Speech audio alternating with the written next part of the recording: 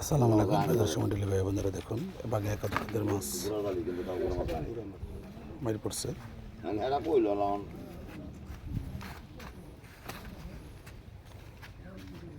একদম বিলে টাটকা মাছ।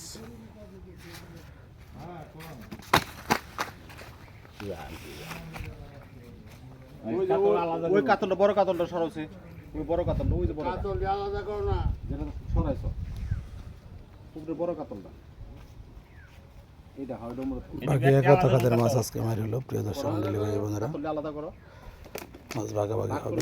কাতল আলাদা করো, রুই মাছ